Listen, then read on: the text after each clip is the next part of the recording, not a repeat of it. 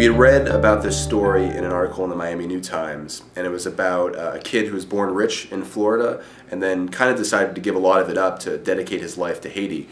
And that was the initial impulse for the project, but when we started talking to Aaron Jackson, the main character, we found out about his relationship with a man named John Dubon, a Haitian man, and that dynamic between, you know, a self-described slacker hippie kid and a committed Christian and former orphan in Haiti coming together to help orphans in Haiti was a really interesting dynamic to us and something we wanted to explore on film.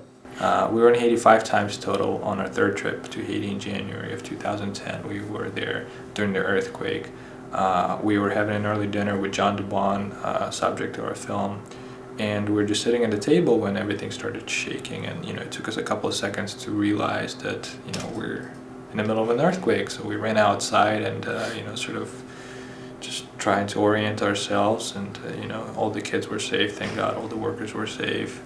And so we went outside onto the street, and this was around the sunset time, and the dust clouds started to come up and block the sunset, and we started to hear screams, and we noticed the buildings that were collapsed, and we realized this is a crisis. I don't think our story changed when the earthquake hit. I mean, I think obviously it had a new significance, and I think before the earthquake we were questioning whether people would be interested in a film about Haiti, and we really try to have John and Aaron's relationship bring people into the story and get them interested in those issues. But yeah, if anything, I think the earthquake is a pause in the film, and it's a time for reflection on the work that they're doing and our characters' lives in general. But in the end, I think the earthquake just emboldened their work and emboldened our desire to kind of tell the story and get it out as quickly as possible. Well, I agree with what John said, but the earthquake didn't exactly change the story. It just gave us a bigger obstacle, that we could see that they have to overcome. It put a spotlight on their work and the importance that they, the work that they do. It was necessary and required, and Haiti required leaders like that.